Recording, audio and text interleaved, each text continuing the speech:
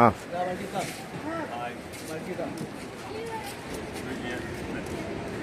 அருமையாக இருக்குது. இந்த பேக்ரவுண்ட் பாருங்க, இதெல்லாம் பார்த்தீங்கன்னா அது நல்ல ஒரு பீச் இருக்குது. நல்ல கடல் வந்து கடல் இருந்து மலை உயரத்தில் இருக்குது. கீழே வந்து பீச் சுமார் ஒரு 200 அடி ஆழம்.